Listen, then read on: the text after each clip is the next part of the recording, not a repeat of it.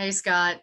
Hey Carla, how Wow. are you? Good I'm seeing you. good. I mean, you too. You have this is a great background. I have to admit, it's slightly distracting because I want to know everything that's there, but It's bad. I need to stop using it, but it was the first time in all the years that I've been doing this that I was able to show off my room to yeah, people. So totally. I love that. Is that Jack Skellington? it is, it is. Yeah. So cool. Yeah, and I got Beetlejuice and Yeah, Power totally. Rangers and all this stuff back Yeah, there. Got amazing. some Zack Snyder stuff back there too. Amazing. They just sent us action figures of these characters. Uh, and I always do have it's always fun to see an action figure uh made, and I think you never think as a librarian slash assassin that you might have an action figure. So yeah. There's a first for everything, and you get to be the first. So there you go. It's been so long since I've seen you. I don't know if you remember how far back we go. Will you tell me? Because I know that we have spoken several times, but tell me Yes. if you remember the first. I'd love to know. So the first time was actually at South by Southwest Yeah. for Electrolux. Yes. And I was the guy who embarrassed your partner in crime by Uh-huh. asking him the question about how he made a sequel to Women in Trouble. Yes. And I didn't think at the time, maybe not the best place to ask this when a projector breaks during a premiere. Oh my gosh. That was an epic night, and I totally remember. Yeah, and Um, then we met again. Follow that up with Gen Arts Film Festival, where yes. you two were so gracious and lovely. We talked at the follow up to Yeah. Electrolux premiere there, and then also Every Day was Yes, also the same. exactly. Totally. It's well, and that's sort of representative of the eclecticness of my choices too, I realize. But yeah, and actually, just since you did mention it, Sebastian Gutierrez and I just did filmed a series. Hold on one second. I'm in New York City. Filmed a limited series called Leopard Skin that hopefully we'll be talking to you about soon as well. Yeah, I hope so. But yeah, I mean, obviously, been big fan of your work. I think going all the way back to Son-in-Law, Yes, thank you. 1993. Before we jump in this movie, though, since it's been a while, I'm actually curious that I feel like there's been a lot of changes within the industry Mhm. since this all began, since your career began. Um, Over those 30 plus years, what sort of changes have you seen or take note of? I guess good and bad. Yeah, that's I actually really appreciate that question because it has been an interesting moment for me in I think we've all had for better or worse time to pause and kind of assess things. And this past year and a half, and I'm so happy to say that I love acting as much as I always have. So that's a beautiful thing, as I know a lot of people have been struggling with, do they enjoy what they do or not, and but in looking at that, I think what's really been inspiring to me is that I started when I was 13. And certainly as a young woman, I couldn't wait till I was 30 to get decent roles, because there just weren't great roles. There weren't a lot of great roles for in your early 20s or mid 20s. And I have a goddaughter and a stepdaughter, both of whom one is writing on a television show, one just sold a novel, and they're so what inspires me is that they both feel that I think for me, I just thought nobody would be interested in my story. No one would be interested in what I have to say. And I think that's unfortunately growing up as a young woman, kind of what society told you on some level. And that's really changed. And now there are amazing roles, and not only roles, but there are 5-year-olds who are writing, directing, producing, and acting in their own shows. So all of that I find extremely encouraging, and I really do see a big difference. Um, I would also say that, Gunpowder Milkshake is probably emblematic of, again, a movie that, I think men and women can really enjoy. That's not sort of, I've never been interested in going to see a chick flick for those reasons, I just want to go see a great movie, whether it has men or women or, a combination thereof. But it is nice as a woman to have, to realize, like, I think when the most recent Jenkins' Wonder Woman came out, I was like, oh wow, this is really noticeable that I didn't have a lot of those. I had sort of, Bionic Woman and Isis, and there were like a few handpicked that were like very cool women superheroes. But that we've seen a lot of movement in the right direction. So those are things that I feel are pretty noticeable, without any political agenda behind them, just sort of a natural progression that's happened in a way that I really appreciate. I also think it's fascinating because I know you've had a pretty good career in film as well as television. I feel like film has always been behind in the times as compared to television. Mm, I mean, just looking at programming and like the type of like moves that were made on television, yeah, it just seems like they were always ahead of the curve. for sure. I mean, it's interesting, right? Although what's cool is there was I would say you're absolutely right, certainly in terms of strong female characters, and obviously other aspects as well.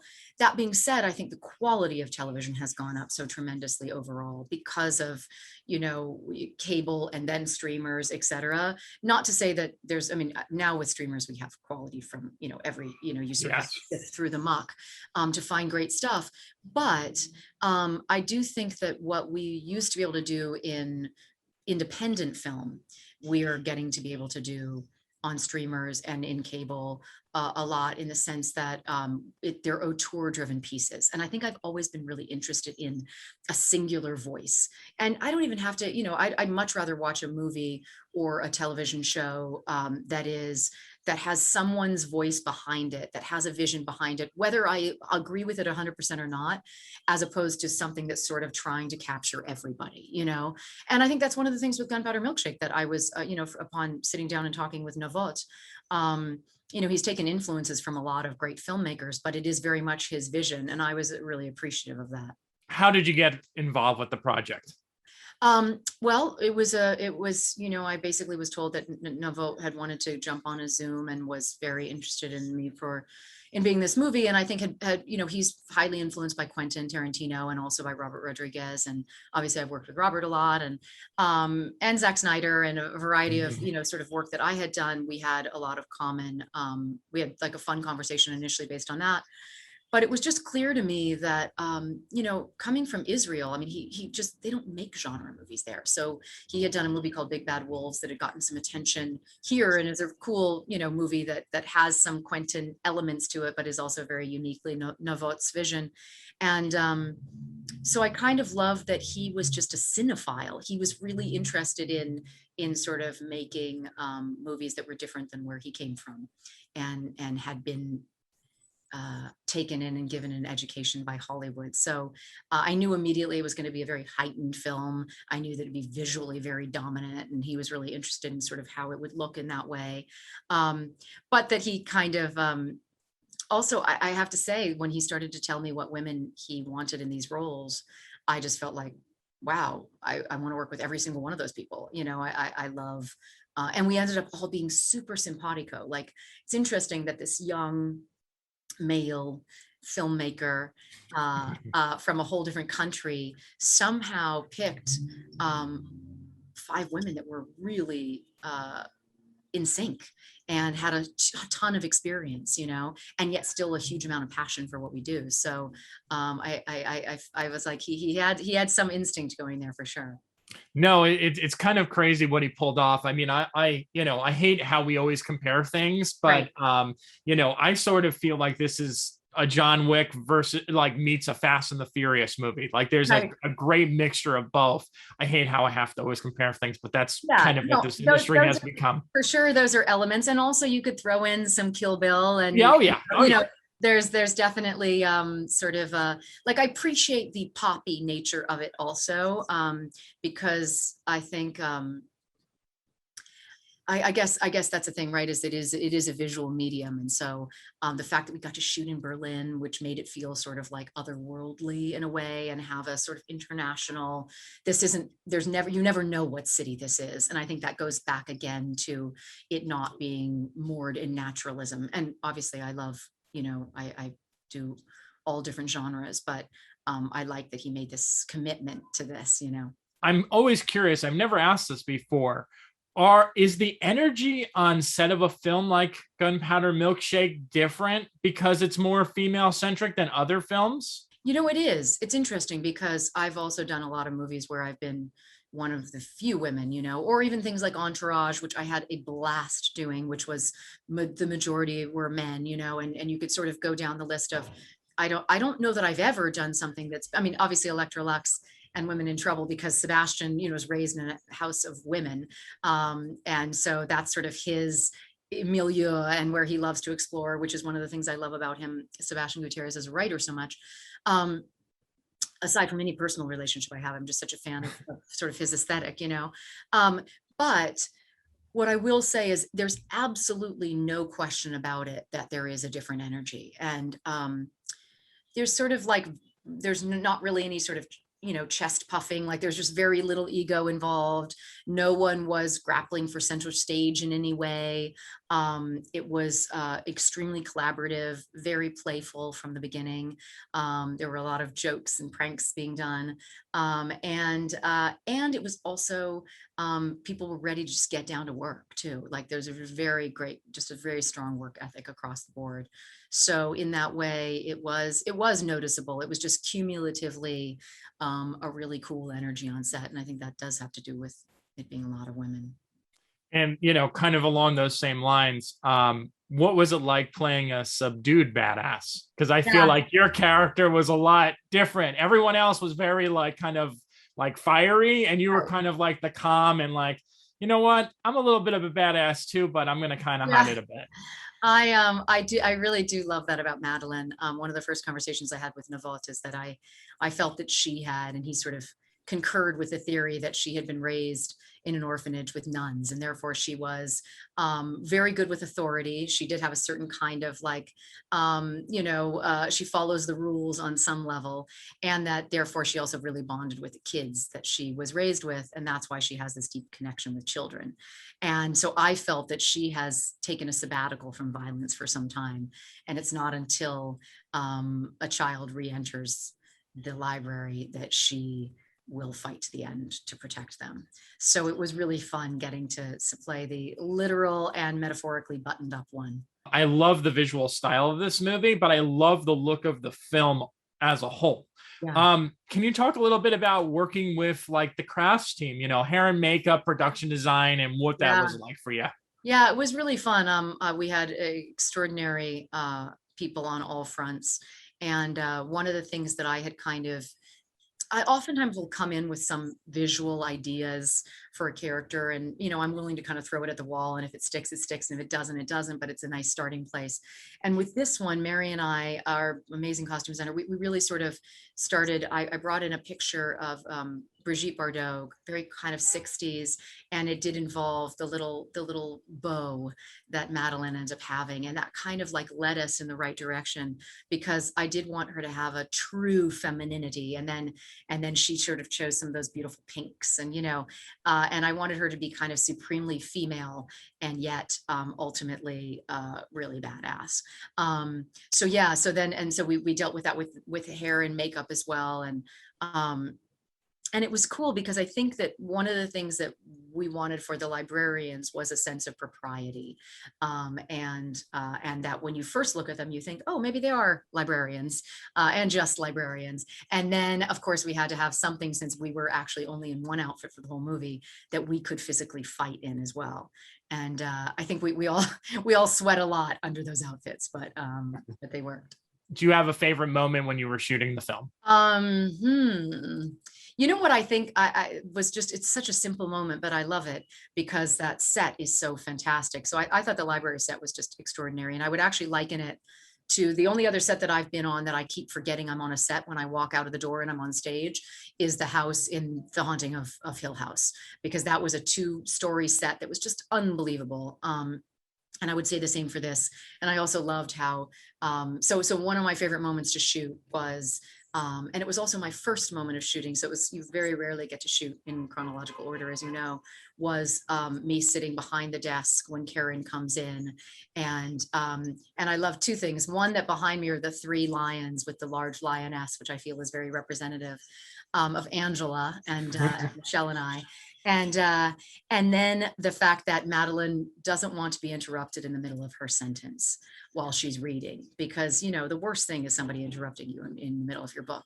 So I kind of love that. I kind of built that in, and Naveau then designed the entire shot to sort of accommodate that.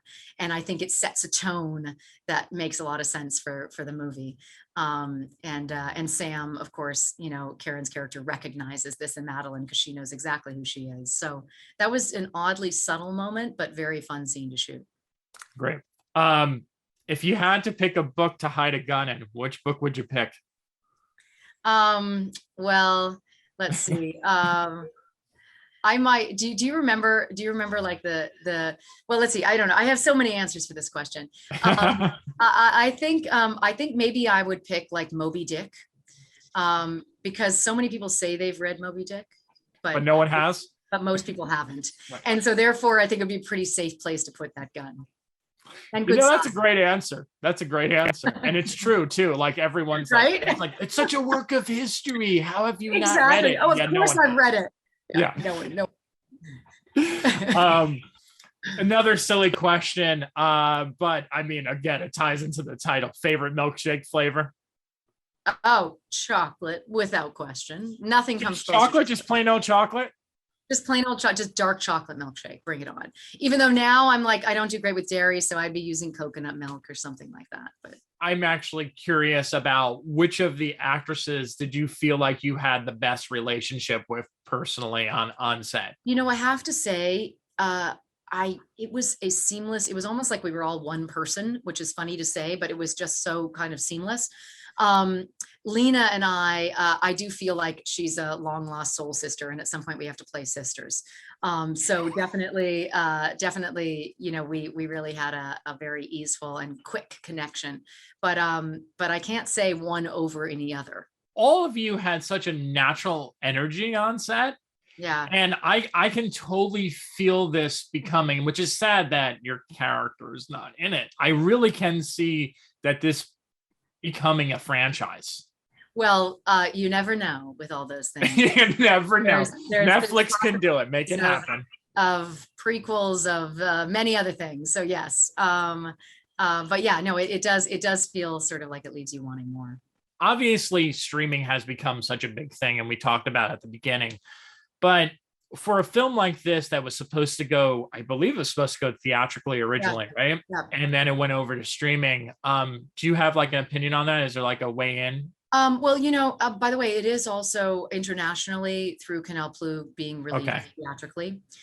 So it is actually, and I think we're getting a certain number of theaters in the States as well. Cinemark and stuff, right? Exactly. But yeah, you know, I mean, this was obviously pre-COVID, and people really, it was always intended to be a big theater, big screen movie. And I know that was really important to Naveau as well. And then I think, as you know, the geography of everything has changed. It was really, I think the decision to go to Netflix was also to make sure that it gets the biggest audience it can get. And so I really think it's kind of the best of both worlds, because you know, Netflix domestically and theaters internationally is kind of a wonderful combination for this kind of movie. Real quick, I'm gonna let you run. Tell Sebastian that, and this goes for you as well, I am still waiting, even though I asked that question, I am still waiting for the third part of the Electrolux trilogy. Yes, which is entitled Women in Ecstasy. It's gonna, I mean, you know, never say never. It's we've been busy, we've sort of like been swooped up with Jet and then Leopard Skin, but it has not gone off our radar, and I really appreciate it, and I'm going to tell him you said so. Okay, and tell him I said hi, and it was lovely talking to you, and likewise we'll do so again soon. I hope we get to. No, thank you, and thank you, because as soon as you said that, I'm like, yes, that's where it was. All right, have a great day. You too. Take care. Yeah. Bye.